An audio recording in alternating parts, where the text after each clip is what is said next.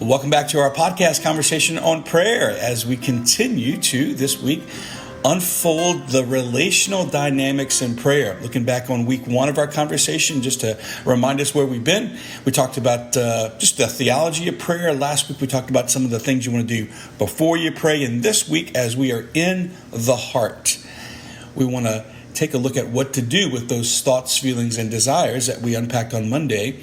And yesterday we introduced to you a paradigm from the Institute for Priestly Formation to acknowledge, relate, receive, and respond. And yesterday, as we talked about, to be really honest, to acknowledge what's in our hearts. Today, we want to encourage you to relate all of that to the Lord. There's a difference between rumination and relating.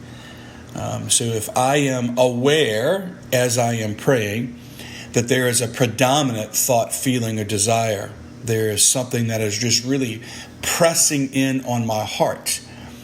There's a difference between me ruminating in that, thinking through it all my own, and just kind of getting trapped in this downward spiral of ruminating on the thought, feeling, and desire, versus relating that to the Lord.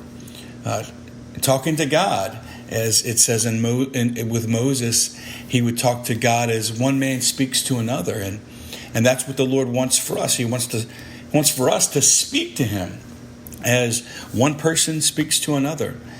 Certainly, if you were in the presence of one of your best friends, you wouldn't just think about the thoughts that you would want to share with them. You want to verbalize those thoughts, and it's important for us to remember that there's always another person there in prayer. That's why we start off this whole conversation with a theology foundation.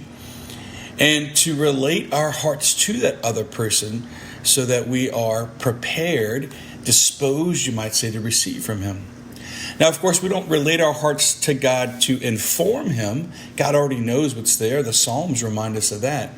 We relate our hearts to the Lord to further deepen our posture to receive from Him. Let's say that there's something very vulnerable that you want to share with the Lord, or something that's really important. Well, the deeper we go in our sharing our heart with the Lord, the more formed we are to be receptive at a deeper depth with the Lord. And that's why it's important for us to speak to the Lord as one man speaks to another. Tomorrow, as we continue our conversation, we're going to talk about how to receive. How do you know it's God's voice? How do you hear God's voice? We're actually going to take 2 days to do that. That'll be Thursday and Friday. And then Saturday, we'll wrap up things. We're talking how to respond to the Lord and to rest in His presence. Enjoy the rest of today. Let's continue to be aware of what's going on in our hearts. And let's today relate that to God. And until our conversation unfolds tomorrow, God bless you.